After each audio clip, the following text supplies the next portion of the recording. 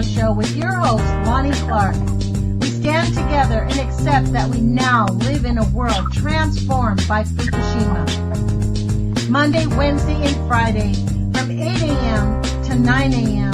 Pacific Standard Time here on UCY.TV Radio.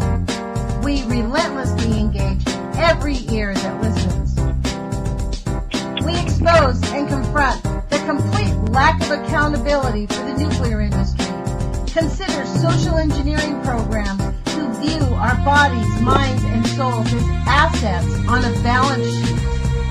We discuss vital current issues, interview activists, and engage our audience in an effort to allow all voices to be heard. The Age of Fission radio show creates a venue that all will choose. We encourage our listeners to reclaim their power and their courage to take action and save our planet from the ravages of greed and indifference. Our actions matter. Every voice matters. We remind our listeners that happiness is resistance.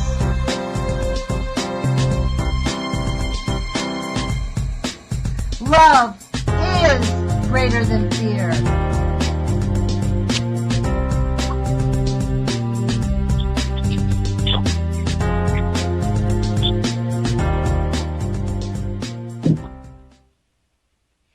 Good morning, UCY.TV radio listeners. This is Lonnie Clark with the Age of Fission radio show.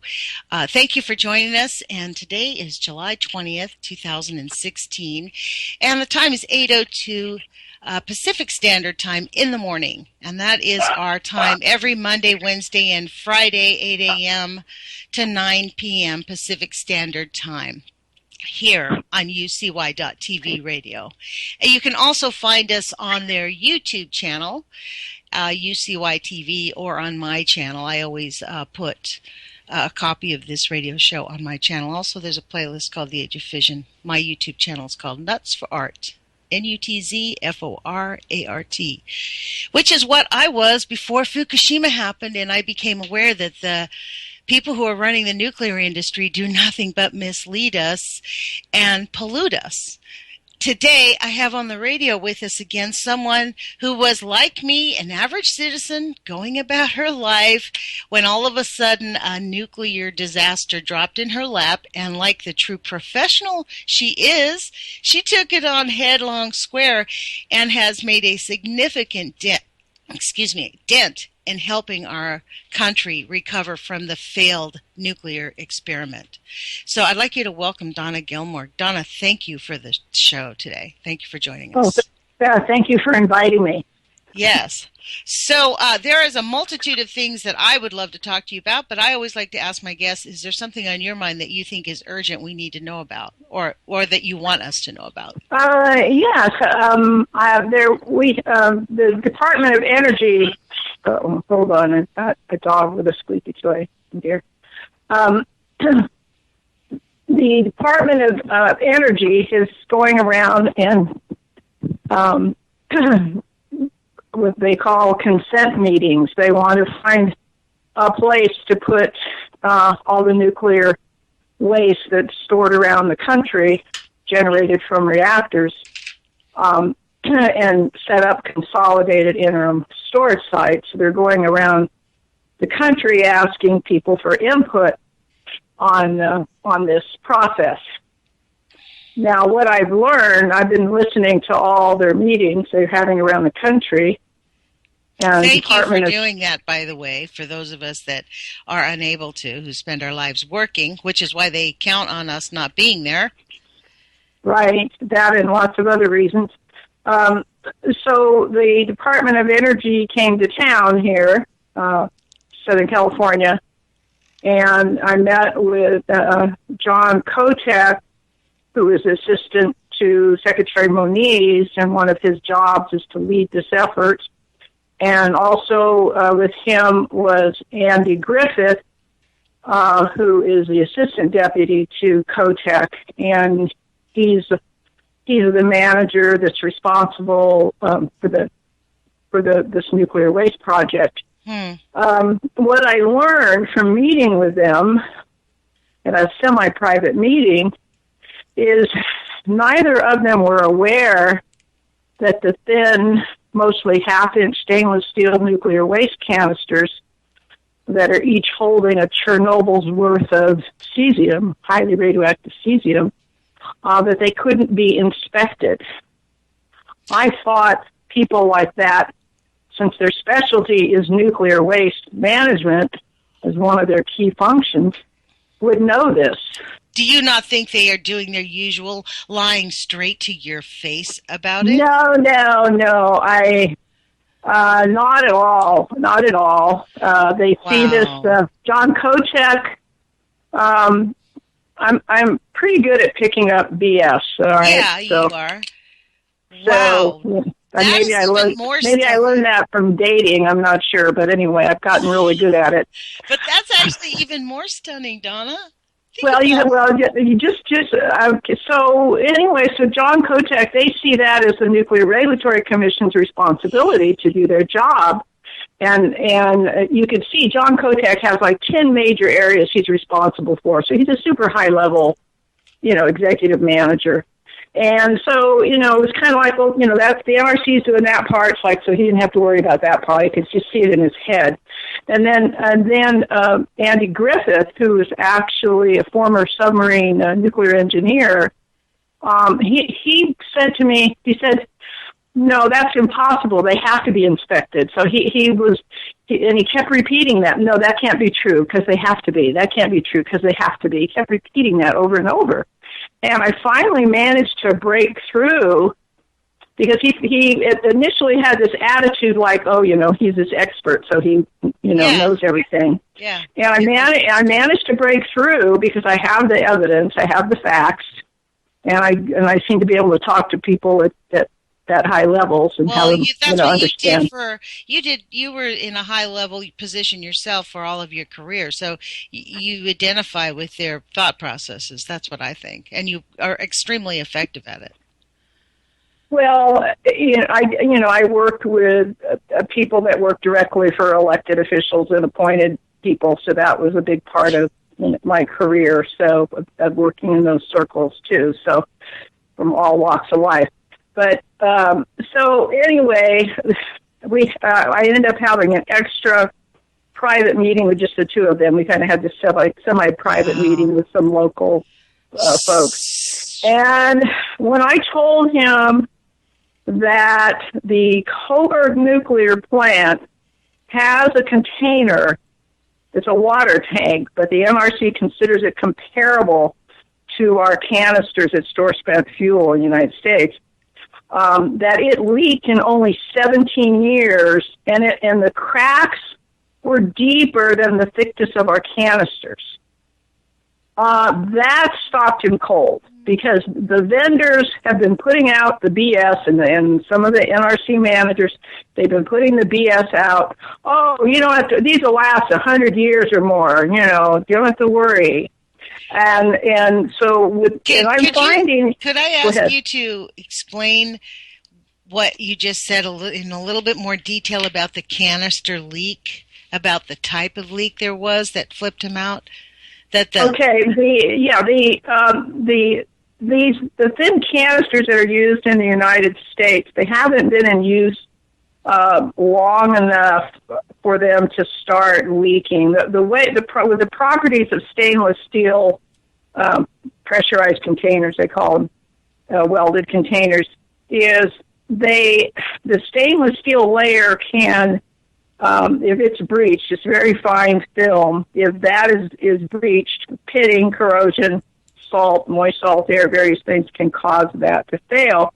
They will start cracking. And the nature of stainless steel is once a crack starts, it continues to grow on its own, unabated, through the wall of the canister. And then when you get all the way through, then it will leak. So because they haven't been in use long enough to have any actual experience, the NRC looked at other similar containers, similar components used at other nuclear plants to get some idea, operating experience they call it, on how long they're going to last. And the Coburg plant had this water tank that it cracked all the way through. It did not have nuclear waste in it, so they didn't have a radioactive release with that. But the materials and the way it's made, the NRC considers it a comparable container to our nuclear waste canisters. And I've shared this story with material engineers that inspect nuclear parts and reactors and design containers for yucca. I've shared this information, and they were shocked. They were absolutely shocked about this. Because they trusted the NRC to do their job 100% professionally and correctly, scientifically. Well, they did not have the experience to know, how. And here's the thing: that Coburg tank, it was at ambient temperatures. Again, it failed in only 17 years. Where is the Coburg tank? It's located in South Africa. It's right by the ocean, similar to the San Onofre one, similar to Diablo Canyon, similar environment. And what caused that to fail was moist salt air. I don't know if you live near the ocean, you can see how salt air corrupts metal. It does the same thing with steel. And so this particular case, it was due to the salt air, but the moist salt air isn't the only thing that can cause these things to fail. Anyway, so based on the information that I provided to them, Andy Griffith met with his DOE staff, and they already had stress corrosion cracking. That's what it's called. Chloride-induced stress corrosion cracking. It means it's cracking due to salt air.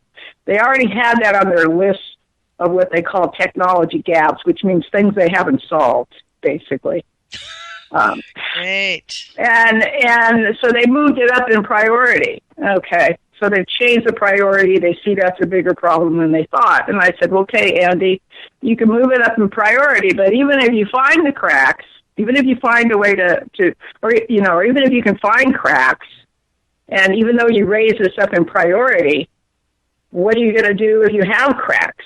How are you going to fix them? I said the manufacturer president, Dr. Singh, he's the president of Holtec, one of the major U.S. manufacturers of these thin canisters.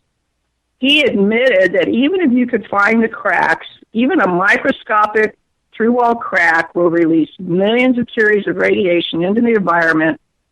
And even if you could find a way robotically to repair the crack, which they don't have, it will just introduce another rough surface that can trigger more cracking. So he does not recommend, even if you could, attempting to repair these types of containers. So what do you do? So what the heck? These are, you're talking $1 million, $1 to $4 million. Can't they build a container around the containers? Can't they just go out there and pour something thicker, a lot thicker over the dirt, and then build a wall around the dirt and build another one and have this big, gigantic, massive container that at least protects the environment? Well, here, are you talking about after there's a leak? Is that what you're talking about? Yeah. I mean, you can't move it. That's what I hear you saying. Once there's a leak, there's no moving it, right? Well, what the vendors are telling Andy Griffith and other people, they're telling them they'll do a Russian doll thing. They'll take they'll take a leaking thin canister and put it inside what they call an overpack. Okay, which is just basically a thick metal cask that the thin one would sit in to. And I told Andy, I said, how are you? I said, I talked to the NRC director of spent fuel management. His name is Mark Lombard. And I said, Mark, I'm not aware of any casks that are approved for this purpose. And he told me, that's because there aren't any, and nobody has even brought it up in discussion as something they plan to do. So the vendors are throwing out a solution and telling the utilities this is the solution, telling the DOE this is the solution, but they don't have such a thing. Not even the vendor? The vendor hasn't even created the solution? No. No. Why hasn't anybody at least come? I mean, even all the money that they're like, this is what I don't understand. It's incomprehensible that the NRC would be so grotesquely incompetent. Well, all points lead to Mark Lombard. Mark Lombard is the NRC director of the Spent Fuel Management Division. He is responsible final approval for licensing of storage and transport of nuclear waste. He is the person.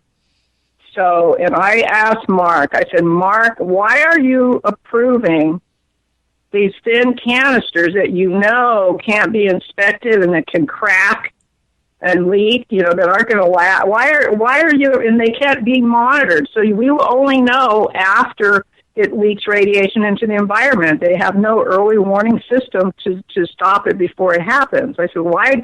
I said, these are going to have to sit here for decades or indefinitely.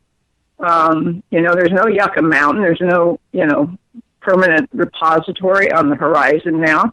Everybody acknowledges that, even the NRC. Why do you still approve these, And he tried to tell me, oh, well, it's policy. I said, I know what policy means. It means somebody made that up.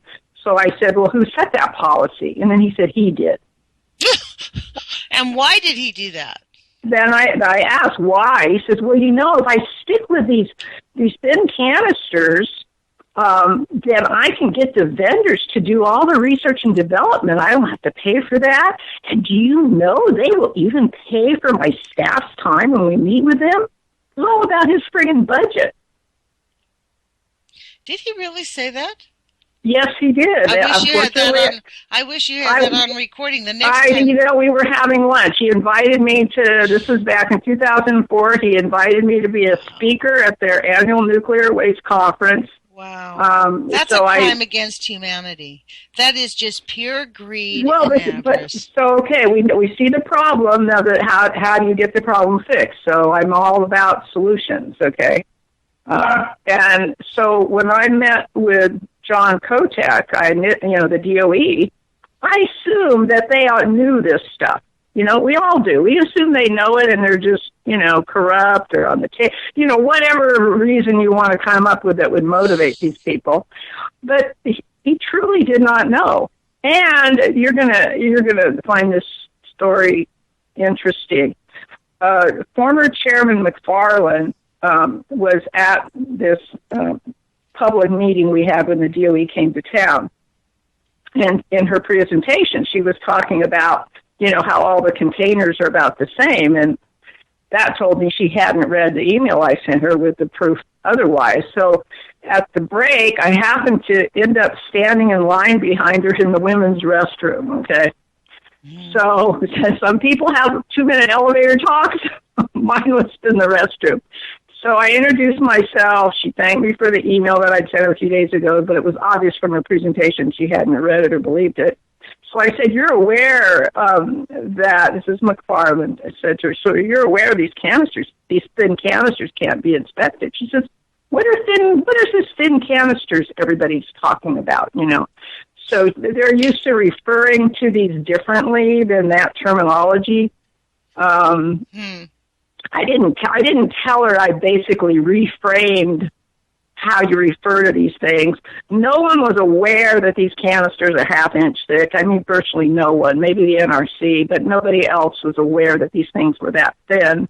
Or that vulnerable, that they only had a 20-year shelf life before they started to crack. And then, leak, not crack, leak. They can crack them much sooner. They can start cracking much sooner than that. So what I learned is the rest of the world is not as nuts as we are here, and they use a different technology using thick metal casts that are 10 to almost 20 inches thick. So we have a ½ inch, they have 10 to almost 20 inches thick metal, okay? Wow. That's the difference.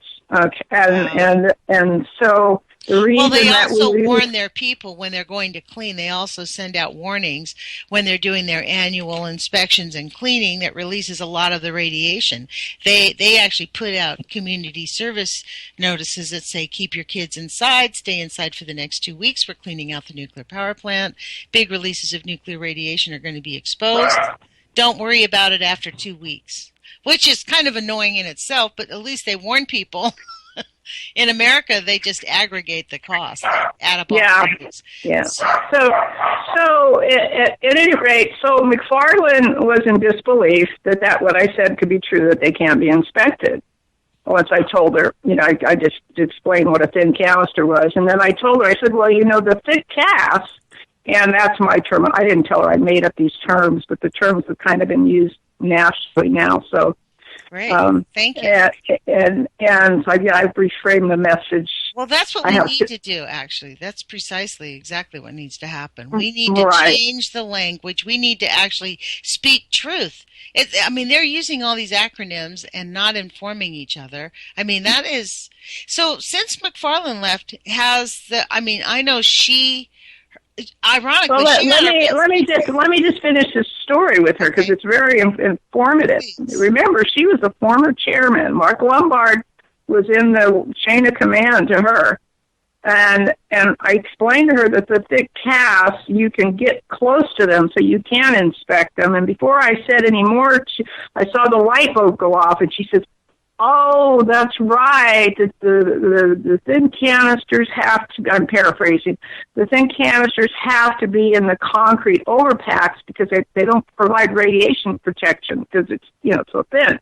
So she finally understood that they would have a hard time accessing the canister to even be able to inspect even the outside. So, and so, so what I find out on the day. Donna, can I just, I've seen the diagram on your, that's the amazing part. There's no method. I see that canister sits inside something like a little eggshell, right? But when there's any problem with it, they can't lift that out and look at it? No, you can't. It'll kill you if you got close to it. Yeah, the thin canister doesn't protect from gamma rays or neutrons. And so the only thing they've been able to do, they did this at Diablo with a couple of canisters and a couple of other places, is there's air vents. Okay, the thin canister sits in a concrete overpack, either a horizontal or a vertical container that it sets into, and then it has a lid on it, and the lid, there's air vents around the lid because the canisters are so hot, the heat has to be able to dissipate, so they have air vents in there. And I have a picture on my website. You'll see men up on some kind of a crane, and they're staying below the air vents, and they put some kind of little robotic tool through these air vents. They weren't designed for this purpose, by the way, and they scraped off some of the dust particles on parts of the surface of the canister that they could reach, and they checked those to see if there was any corrosive particles that would be corrosive to stainless steel, which they did find. Where is that on your page? That's santanofreesafety.org.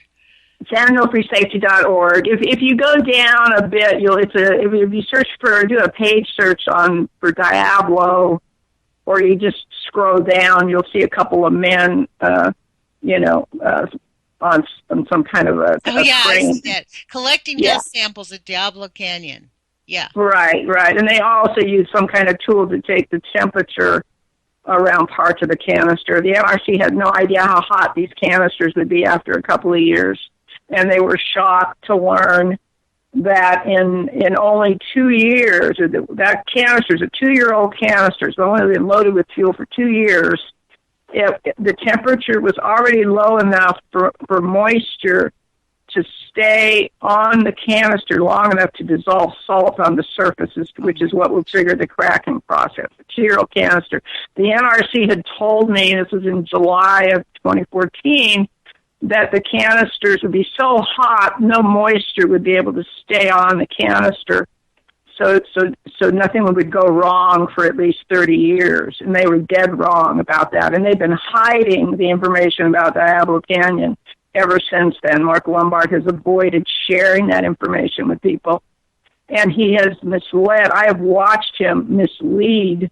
He tried it with me as I was making my presentation in November 2014, and you can see it on my homepage. I have that presentation there. Mm-hmm. And when I had in my slide presentation where I said the canisters couldn't be inspected, he turned to me, and you can see it on camera. He turned to me and says, "Oh, Donna, that's not true. I just don't have time to go into it now." But he was lying on camera. Then I have another presentation of him also on the homepage where he was speaking in front of the California Coastal Commission, and one of the commissioners who knew these canisters can't be inspected because I had managed to get their commission staff to put it in their staff report to the commissioners so they had the information. Donna, why? Why is he irretractable? Why is he in this position of denying evidence, essentially? Well, one of the things he says to me, he says, "Donna, I don't know why you worry about this. They'll figure out all these. They'll always figure it out. They'll figure out problems. There won't be a you worry too much." The nuclear priesthood. He believes in the nuclear priesthood. Yeah, unsubstantiated hope. And I said, "What are you talking about? Look at Hanford has got leaking tanks. Look at Savannah River. Look at WIP is their so-called flagship geological repository closed after 15 years from plutonium leaking out into the environment as these thin drums explode." And he goes, "Oh, well, that's the DOE. We're a lot better than them." That was his comment, So wow. Anyway, this is the we've got. The thing is, if you want to get promoted at the NRC. I mean, they have a lot of good technical people at the NRC, but the management makes the decisions, not the working level people. The managers make the decision, and they have what's called a safety culture problem at the NRC, where people can be afraid to speak up for fear of retaliation. I mean, they were audited for this. I have a section under issues on my website about the Nuclear Regulatory Commission. I have a special section just for them, and it talks about the safety allegations. You mean that one? No, actually, it's an NRC problems. I made a whole separate one just for them. Safety allegations is mainly about employees working at utility plants and other places that are retaliated against for reporting safety problems. I've never explored this. I've explored a lot, but this one really is amazing. And you have GAO audits, USA Senate NRC oversight, California Energy Commission. This is bravo. Thank you. This is really, honestly, let's click on the NRC problems, because this is my question, though. How is it they get $1 billion a year? Well, okay, you always follow the money. The money, their budget, has to be approved by the Senate. The Senate controls their budget.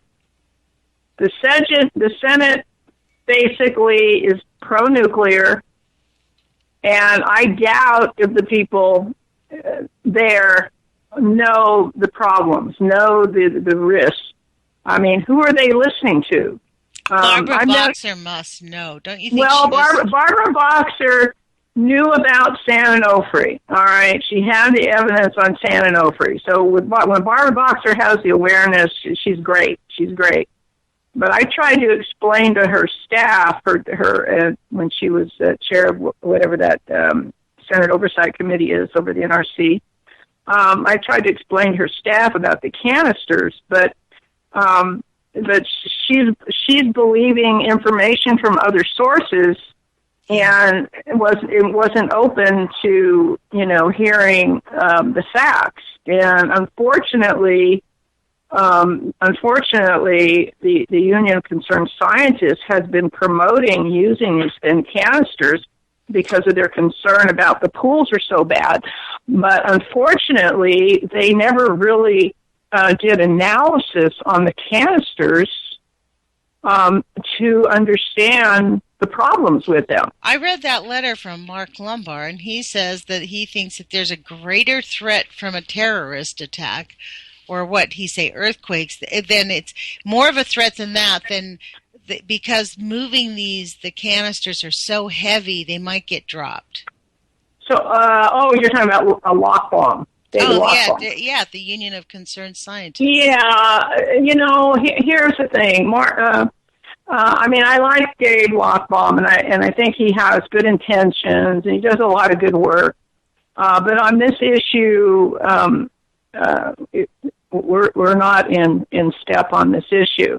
This is, fundamentally it's because people don't believe that nuclear pollution is that deadly. That's not the reason. No, they saw. He and Gordon Thompson went and toured some old, I forget which one it was, spent fuel pool, and they saw all this.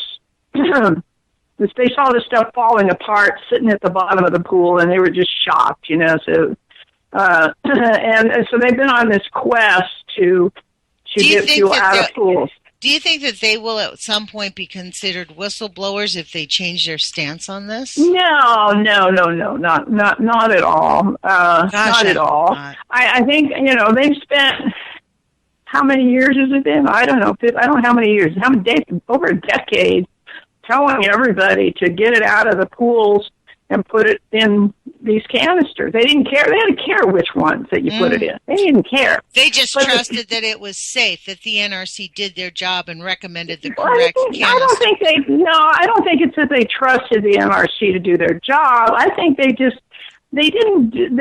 don't know where they got their research or if they did research on the quality of these containers. Gordon Thompson wrote a report that said that the Castor, which is the thick German one that was at the time, it was just under 15 inches thick, they said he would recommend that. However, if these thin canisters prove to last, that they will last 100 years, then he would recommend those.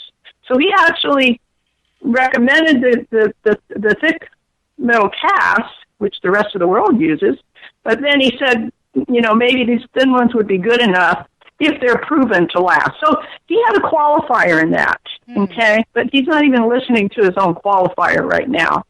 And then with Lockbaum, I sent an email to him. He wrote a letter endorsing these thin Pultec canisters, recommending the Coastal Commission give them a permit to install close to 100 more of these, and it's even worse than the others, but that's another story.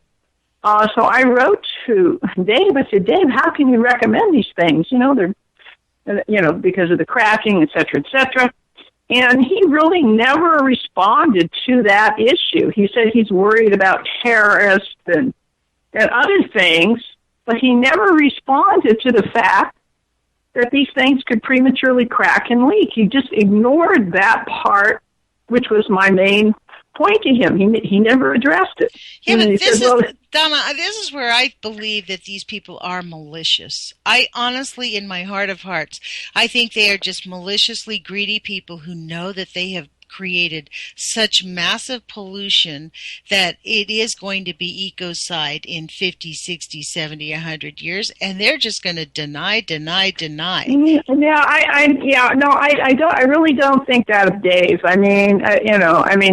He's dug in on the issue that's important to him, and he's willing to just hope for the best. That we won't have a problem with these thin canisters. That they're going to find a solution. That don't worry, the nuclear scientists know this is urgently needed, and we're going to come up with something really great that'll save the planet. Yeah, it's which is what I call it unsubstantiated hope. I think there was a New York attorney I that... called it delusion. Now, if we have about 20 minutes left, and I hope that you don't mind if I switch gears a little bit since response. I just wanted to close with one thing. I'm still working with the Department of Energy because as I educate them, they talk to vendors, and the vendors come back with some line of BS that I know how to counter because I've heard it all. And so I'm continuing to work with him. The DOE, Andy Griffith, he's been very respectful. He sees that I'm not your typical, citizen activist or whatever you want to call it. And so I seem to have credibility with them. So I'm continuing to work with him. We're going to have another phone meeting after he's done traveling. So we'll see how far I can get. But I think the takeaway here is don't assume that your leaders, do not assume that the decision makers know what we know, because what I've found is they don't. And they won't necessarily, anything you write, they will just reject because they think they already know. So this is going to take one-on-one personal conversations to get their attention. And evidence, hard evidence, and the evidence has to come from the NRC or some scientific lab that they respect. And we have all the evidence we need. It's just getting it to the decision makers and developing that rapport and credibility. And then hopefully they have the what that they will do the right thing. But so now, what you're suggesting is that we should make an effort to get in touch with the Senate at the Environment and I think there's a committee, Environment and Oversight Committee. Aren't they the ones that they handle that? Well, they don't really have, when Barbara Boxer was in charge of that, she had a voice, but she didn't have any authority, right. So they even refused to give her documents. And she's only one senator. So we need a lot more of them educated. Now, some of them I don't even know if they're, open to hearing the truth. Some of them will tend to believe whatever the vendors tell them or the nuclear industry tells them. Mm-hmm. It'll be their word against ours or something like that, So, but I've managed to be able to get through. But the thing is that what I'm trying to do is educate more people on this issue. I've got all the information on the website, hopefully in a user enough friendly format. And the next layer, the next step has to be, I'm going to have to do another document. When this information I put out about the non-inspecting and all of this other stuff, the industry comes back with different BS solutions, and I have counters to all those, but I think I need to make a document that puts all the counter to all these things they're going to come up with. Because I've got people around the country trained for the first level, and I tell them to always cite your sources. It's not Donna Gilmore saying this. This is the Nuclear Regulatory Commission saying this, So you have to cite those so-called credible sources. But then they also need to know the BS that the nuclear industry is putting out and the vendors and know how to counter that. So that's the next stage. But just don't assume that the decision makers understand this. So I'm willing to work with anybody that wants to put in, the time and effort to help in their area of the country on this issue. Because we need more than more people that can message this and do this. Don't assume that they know this stuff. But we don't have a lot of time to deal with it. Yes, and so how do we coordinate this is the one thing I have become acutely aware in the last year of being on the radio and focusing my attention to the nuclear industry and the oversight. I don't mean the negligence. I don't know. I call it gross negligence on every step of the way. I mean, it's just stunning. And as you're pointed out, is that many of these people just don't know, many of the elected officials who make decisions. But we also have a community of people who are disconnected. Like when I first got into this 3 years ago, when I became aware, like I told you before, I thought San Onofre all my life was an observatory owned by the Navy. I had no idea it was a nuclear power plant. And so I really am super new to this, and I thought there wasn't that many people because I just couldn't find them. I tried to look, and there was a few, but they seemed off in the distance. And honestly, it took me kind of a windy road to find it. But I've discovered that there's lots of anytime there's a nuclear power plant, there's a community of people who are actively, or any kind of nuclear anything. There are people, because of the negligence and because of the misinformation that our elected officials are getting. Now, is it worth it for us to say contact John Barrasso, who is the head on what's the committee, is the environment and, what's the name of this is Environment and Public Works Committee. He's the person who oversees, John Barrasso is the person who oversees the energy and natural resources. Wouldn't he be the guy to talk to? And where, what level is this? This is at the Senate. Oh, you're talking the federal government? Yes, didn't you tell us that those are the people that don't that are controlling the budget? Because this is what we're talking about here in St. Louis, for example. That's one of the big issues there. They have a House budget that's stuck. The people who are controlling the budget, the fuse wrap budget is going smaller, smaller, smaller. To manage nuclear waste is rolled into a lot. This is an interesting statement here. I'm sorry to convolute it, but I do understand that the waste used by the Department of Energy and the waste from the nuclear power plants are probably relegated differently, correct, Donna? Well, there are a number of differences. However, one thing I've learned is I've studied the nuclear waste leaks that are happening at Hanford and Washington and with Savannah River. What they all have in common, they're using thin wall metal containers that cannot be adequately inspected, and they only know after they leak radiation. It's a similar theme all throughout. Wow. And getting it, I haven't been involved with the Department of Energy that long. I mainly was dealing with the Nuclear Regulatory Commission or the state.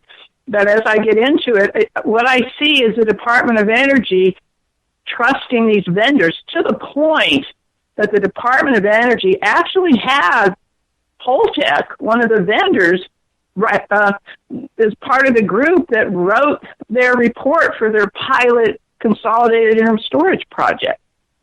And they take it at face value. They just trust what's in there is correct. They trust that the NRC is doing their job, so they don't have to worry about it. I mean, a lot of it leads back to Mark Lombard at the NRC, because he even has to approve DOE containers for DOE managed sites. Wow. And Mark, and I don't know if Mark was gone. I don't know if they're going to put somebody else just like him. But something that Dave Lockbaum had told me once, and in fact I even have it on the website somewhere, that when the Nuclear Regulatory Commission was really doing their job, putting safety over profits, that one of the key senators at the time said, hey, if you don't start playing nice with the nuclear industry, we're going to cut your budget 40%. Wow. Because they were getting kickbacks, no doubt, from the nuclear industry. Well, no doubt. The thing is that whether I think you've got two kinds of people. There's you could have senators that if you can educate them, well, maybe three kinds. You got senators that you can educate with facts, and they will listen. But you have some that they're going to filter out whatever you say and just trust the nuclear industry. They're not going to listen. Senator Feinstein in California is a good example. She totally trusts the nuclear industry, and there's just no opening her brain.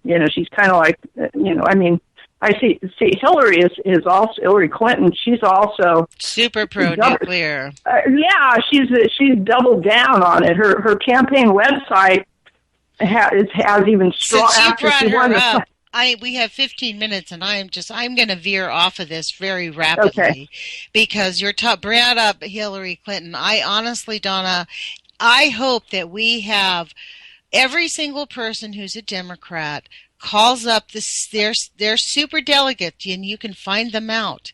Call their offices and say, we voted for Bernie Sanders. We are not going to let the DNC steal our votes. If every super delegate that Bernie Sanders won in that state, we would have Bernie Sanders as our nominee, fair and square. If the superdelegates went with Bernie, we would have Bernie Sanders, and we're hearing things of, oh my gosh, we can't have Trump, we can't have Clinton. You know what? Both are two sides of the same fascist coin. They will do nothing but harm our country. This is how I sincerely feel. And the world. And I really believe if our citizens, anybody listening to this radio show at least, if you're a Democrat, call up, look up your super delegates online like I did, find their phone numbers and say, you know what? I am not ever going to vote for you or another Democrat again if you stab us in the back and steal this election. Asking me to vote for Hillary Clinton is like stealing my car and demanding I fill up the tank so you can get away. I am not doing it.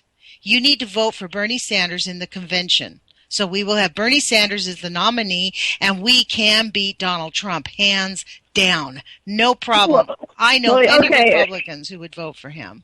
Yeah, here's your thing. Bernie is already endorsing Hillary, so that... Well, he had to endorse her. He had to, or they were not going to let him in the convention. So we can still... They are bullying us. And they are bullying him. Here's another thing. I mean, I've not been involved with the Green Party at all. Me either, but I re-registered as I did a Dem exit. I'll tell you what, the day he endorsed her, I was pretty livid. Well, so what I did is, most people that are voting for Hillary have never even read her campaign website. All right. True. And you have these anti-nuke people that didn't even know that she was supporting nukes. They didn't even know that even after 8 years as a New York senator, she supported keeping Indian Point open, even though it's friggin' leaking radiation from the pools, into in the ground and continues to break down because of the aging parts and missing bolts, and she still supports keeping it open when it would take out Manhattan if it failed. I mean, this is this is the craziness there. But so what I did, I went and looked at Trump's website doesn't even mention the word nuclear. Hillary supports more nuclear plants. Mm-hmm. I looked at Jill Stein's campaign webpage recently, and my goodness, if I was to vote based on platform, everything she has on her website, whether she can accomplish it or work to accomplishment, I don't know, but everything that she has down there, she has a lot of the Bernie stuff and more. She even is stronger against nuclear. So if I suggest everybody go and read her platform and then you can tell the Democrats, if you don't want me voting for Jill Stein, your platform better look like this one. Yeah. I mean, this is the thing about the Green Party, and this is interesting. In our country, the Green Party has been seriously demonized. Horribly. They're like, oh, well, you guys just want everything for free. No, we don't want everything for free. It's just that we believe in building a society where we take care of the elderly and the poor. You know what I mean? Like we have homeless people in our country, and we have veterans. That soldier who killed those police officers, what we're not talking about is his mental disability that he got from being in the service.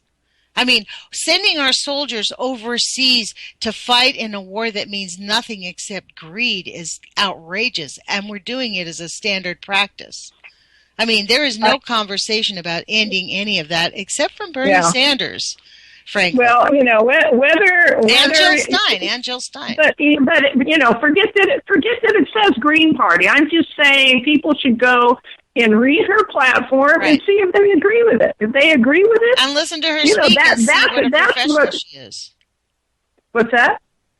Listen to her speak and understand that she is capable of managing that position. Yeah. Now, my experience with the Green Party in the past locally is they were really just focused on getting more members, and I didn't really see the people actually active on issues. And the Green Party didn't even have an anti-nuclear position in their previous platform statement. So I was not happy with them at all. And it's kind of like Trump. He doesn't say anything about nuclear at all. But let's face it. He's pro nuclear. He says clean energy. We want to get America great again. I guarantee you, he's going to be super pro nuclear.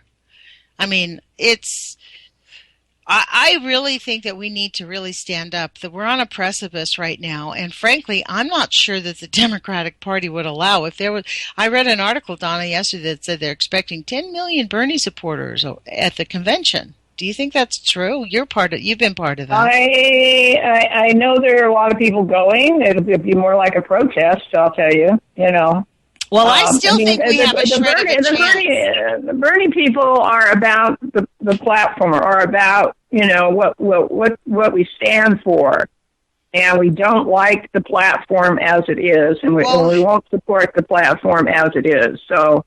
Yeah, it's the election fraud. That's been for me, that's the turning point. I cannot vote if she had been the winner outright and really won by a chinny chin chin, and most of everybody in the elections had gone off without a snag, and we would have had debates, I could support her as a candidate. But the way this thing has just been jimmy rigged, votes don't count, votes are not counted, votes are shredded, the superdelegates purchased before the election. That's not a party I want to support. Let's just be clear. That is not a party. If by chance they don't commit suicide, that's what I think they're doing, is committing suicide if they nominate Hillary Clinton. Frankly, I don't think she can beat Trump. I really don't. She cannot beat Trump. Not in the slightest. And you know what? Like, everything, it's just ridiculous for the Democratic Party to keep insisting that this is how it's I probably shouldn't say those things, because I try and stick to the facts and make my case based on facts. So that is. I think that's pretty factual. Every poll. Yeah. There's only been a few polls, unless he shoots him. See, I kind of have this secret theory that Trump's in it to make her look like a dove. He always offends the Democrats. He he needs our votes to get elected. So why would he every time picks the most offensive, vice presidential candidate? He shoots himself. He was ahead he comes out and says the most obviously bigoted things in the world. And, he's kind of normalizing. I heard somebody at the convention last night, they said, he says what needs to be said. Really? He needs to say that people are less than? He needs to say that there are certain people in society that aren't as good as others? That's what I hear him say.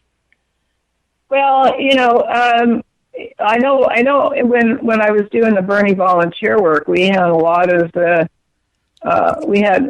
minorities that are afraid that if Trump gets that. I mean, and they came out to help with this. So I'll be honest with Mike Pence. I'm afraid of him. He is the one congressman. His office falsely reported that I threatened to murder his staff after I called his office and said I disagreed with his vote against him not reinstating the unemployment benefits. I got investigated by the Eugene Police Department because of Mike Pence's office, the culture in his congressional office, so that if anybody called up and said, hey, your vote to not reinstate those unemployment benefits might cause someone in New York City to freeze to death this winter. I hope you rethink that. That is what I said, Donna. They called up and reported that I threatened to murder their staff. Sergeant Donica here in Eugene, Oregon, investigated me for several days before contacting me because he couldn't figure out why. There was nothing on me. So you talk about scared of Pence? Well, it sounds like they play dirty pool, really. Well, it's a standard really bad. It's a standard. Well, see, this is the reason they want us to vote for Hillary, and this is the reason Bernie says we got to have Hillary because Trump is so awful. It would be much worse. We got to have Bernie. We have got to insist that the Democrats refuse to allow our election to be stolen. We have superdelegates to keep it from being stolen. We can insist our superdelegates go into that convention and give their vote with whoever their state voted for. Right now, maybe I'll change my mind, but right now, the only way I would vote for a Hillary ticket is if Bernie was on the ticket. I'm never voting for Hillary. I'll just be clear. I would not ever, under a million years, if Bernie goes on the ticket, he is meaningless to me. I would vote Jill Stein because she, in my view, is a lying thief that we saw steal the nomination at the bare minimum. Nobody's even talking about Seth Rich, the DNC staffer who mysteriously was murdered at 4 o'clock in the morning, 4 times in the back when he was about to give his report on the election fraud. I am just livid over the fact that no one's talking about that this kid mysteriously died right before he was about to give his report to the DNC on election fraud. It has subsequently come out that 15% of the votes in California were flipped for Hillary that were meant for Bernie.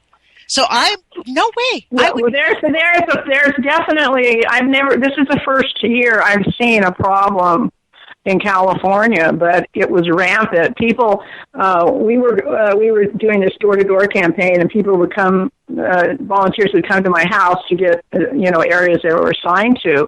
I couldn't believe how many people said I couldn't vote this morning because it wasn't open, or they didn't. And then others were asked later on. I hear, they ran out of Democratic ballots, and then they forced the new no party preference, which are the independent voters. They were supposed to be able to ask for a Democratic ballot, and they refused to give them to them and gave them provisional ballots that meant their votes didn't count during the election and were subject to higher scrutiny. This was a major decision. It's real, and we have a Democratic Secretary of State here. And for this to happen, where they were all trained to give them provisional ballots. By Bush, I guess. I still believe that we need to pressure and threaten to never vote for a Democrat again and tell them we would never vote for them if they do not vote with their state. I think that I can guarantee you from threatening to not vote for your elected official will get some action on the Bernie side. Oh, well, you don't know we've got Darrell Issa here. Well, he's a Republican, but I'm talking about the superdelegates. I'm saying look up your superdelegates in your state, go online, and call them all. Most of them are elected officials, and a lot of those elected officials, you can say, hey, I am never going to vote for you if you do not vote with our state. We unanimously, or almost unanimously. Yeah, well, we also have Senator Feinstein, and she. You know what? I think you still ought to call her and put. If she got millions of callers. I mean, she's. It's a waste of time and energy with her. It really. Well, that's like, you know what? I still believe we ought to poke him in the eye. That's well, I think if you have senators, Donna, I have to stop this because we have 30 seconds left, and I want to say goodbye to you properly. Thank you, Donna Gilmore, for joining us for this really lively and informative interview. I hope you join us again. Please do go to her website, santanofresafety.org. I really appreciate you being here with us, Donna. And okay, thanks. Thank you. And put your courage feet on, everybody. Take action. And if you're a Democrat, call your superdelegate because we could still win it. Put your courage feet on, you guys. We need it.